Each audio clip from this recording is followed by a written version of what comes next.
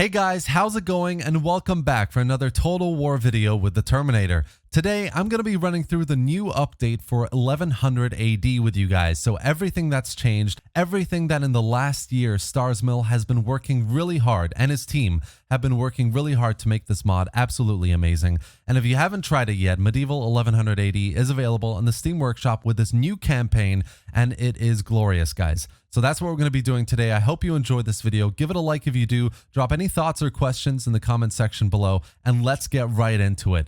The new campaign mod was released on Friday, guys, and it already is super popular. Look at that.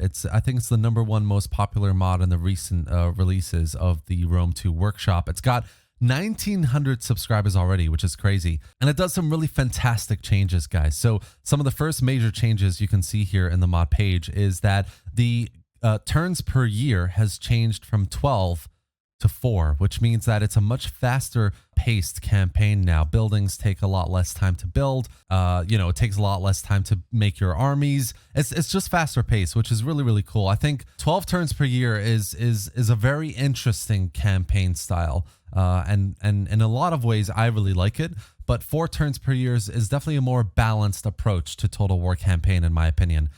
So it's a very welcome change in my books anyway. But alongside that, we've got a new mechanic, which is very cool, guys. So before in 1100 AD, your leaders were immortal, but now your leader can die. And if he dies and he has no adult heir, you're going to go through a secession, a civil war, which is very cool. It just makes it even more engaging to go through your political kind of situation to make sure your family is kind of well equipped with as many heirs as possible. You know, babies in Rome 2 die all the time, but now if they die, there are serious consequences, which is very cool. So you have to make sure you've got an adult heir to take the reins of your faction. You have to kind of make sure your faction leader isn't dying in battles, that you're not throwing him away, you know, which is it's just a very, very cool addition to the game.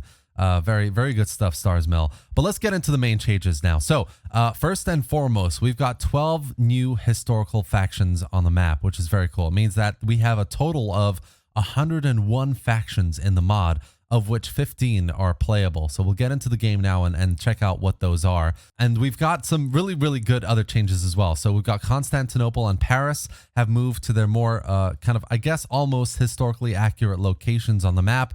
Most provinces have been split, relocated, renamed. So we'll go through that as well, some of those examples. We've added 15 new big 6-slot cities on the map as province capitals. Extra 1 building slots given to 110 settlements. Made walls for 92 settlements. Elite unit sizes have been decreased. Added proper family trees for playable factions. 20 plus secessionist factions for all those subcultures. That kind of tied in with the adult heir secession chance that happens in the campaign now, and many other small changes as well, like new building icons, new buildings, new effects, diplomacy and goal changes as well. Some really good stuff here, and more is to come. Starsmill and the team are still working on the mod, obviously. So in the future, we're going to get even more complete family trees for all the factions, historically kind of accurate rising factions in the map as well. He's going to make kind of a kind of reform mechanic between early and late units for various playable factions and obviously AI factions as well. We're going to get some population and sanitation mechanics as well in the campaign. So lots of really good stuff for the future of this mod as well. But if we get into the game now, let's go and have a look at what factions have been added exactly. So 1100 AD originally came with 6 factions, guys. We have now 15 factions, including Crusader states like the Kingdom of Jerusalem and Antioch. We have a lot more Catholic factions as well. We've got Portugal, Holy Roman Empire, France, Kingdom of Leon and Castile and Pisa. We've got some nice Orthodox factions apart from the Roman Empire now. We've got the Kingdom of Georgia, which is really, really cool. We've got some more Norman factions. We've got the Fatimid Caliphate now included as well. We've got the Principality of Kiev. We've got the Abbasid Caliphate. And now we have the Kingdom of Danes. Instead of that Norse expedition, we've got the Kingdom of Danes. So very, very nice changes here. A really unique and diverse set of factions that you can play with in 1100 AD. I know that 1212 obviously has dozens and dozens of factions, but not all of them are very as fleshed out as what you have here. So what for what it is, I think it's a lot, and it's really, really well done, guys. And obviously, if you have access to the closed beta version of 1100 AD as well, you've got other factions as well. You've got England, you've got some more Islamic factions and others. So if you have access, you've got even more. They're just not as fleshed out as what we have here in this new campaign mod. So I'm going to go into a campaign here to show you exactly some of the changes with the Roman Empire, just to give you a flavor of those province and settlement name changes, the different changes in ownership and province structure as well, because a lot of provinces have been split. And yeah, let's get right into that. All right, guys, so here on the campaign map, there are a few major changes to talk about. The first one here is definitely quality of life. So a lot of settlement names, a lot of province names, a lot of province structures have all changed. And the first one, first and foremost, is Constantinople, of course. A lot of people complain about this. It was originally in Nicaea, eastern side of the Bosphorus here, but now it is on the western side, a bit more historically accurate. Not quite where it actually is, but it's better. It's a lot better than it was before, and I think a lot of people should be happy with this change. It's very difficult to mod and change settlement locations, so this is pretty much the best it's going to be at this moment. But it's not the only one. Paris has changed as well. So Paris originally I think was northeast somewhere, but it's now in the dead center of France where it should be. So a very nice quality of life change here as well. Well done to the team. And apart from that, lots of different provinces, settlement names have changed. Ownership has changed as well. One of my favorites here is this one. So we have Upper Egypt with Alexandria as the capital in the Fatimid Caliphate here, and we've got Lower Egypt now with Cairo being the settlement, the province capital. So it's a very cool, different type of province change to what we see normally in Rome 2 Total War or other medieval mods. So this is a very cool little change here, and it's not the only one. Lots of different provinces have changed up. Lots of different settlements have gotten a lot more walls, building slots, and ownership. So we've got, for example, the Danishmends here started with Amasya in the original 1100, but now they have Kayseri as well. We've got the Principality of Kaysun here. We've got the Emirate of Harput. We've got lots of different new factions, new settlement ownerships, and it's all really well done. And hopefully, I mean, I'm not 100% sure. I'm not a history buff, but hopefully it's mostly historically accurate as well. So that's the first major change. A lot of quality of life stuff here cosmetically. That is really good to see. The second major change here, guys, of course, is the turns per year.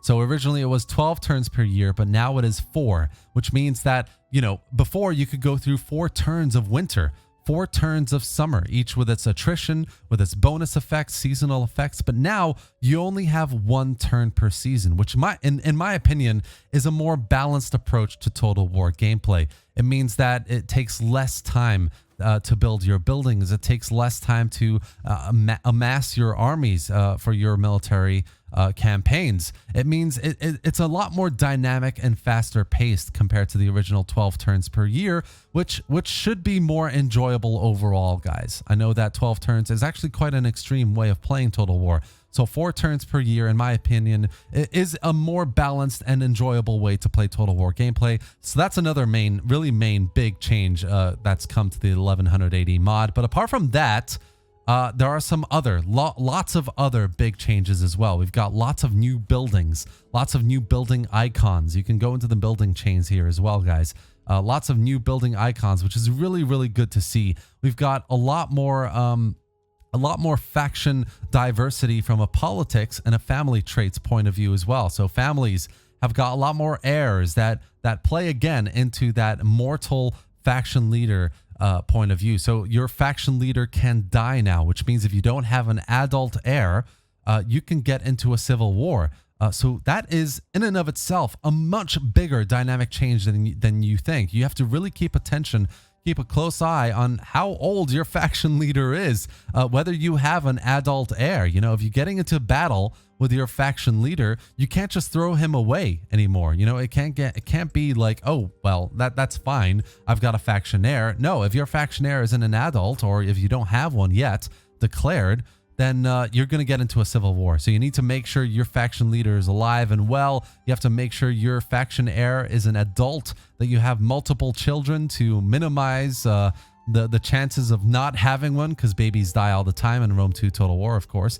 And it's just a much more dynamic way, a very cool mechanic here of managing your family's relations with other political parties, and making sure you can maintain control of the government as well. It's a very cool little addition here, and lots of other things, guys, as well in this mod, and lots more that's going to be coming in the future. We've got new victory conditions for playable factions. We've got diplomatic conditions that will help and in some ways not help with your overall situation. You might approach a faction for a non-aggression pact, and that faction might actually go for it compared to before when it may not. So keep an eye on all those diplomatic changes as well. Lots of really fantastic changes in 1100 AD, and that's pretty much the gist of it. Those are the major changes that have come to the mod in this video that I wanted to showcase for you guys. You can obviously go into the mod right now and check it out for yourself. I've linked the Steam page to the mod in the video description below, so you can click through and get on that right now. As well as that, a nice piece of news for you guys is there's a Discord server for 1100 AD now as well, a fan server for 1100 AD that I've linked below in the video description, so you can get in there and chat with the rest of us who love the mod as well, and get into, multiplayer battles or campaigns, which is possible, by the way.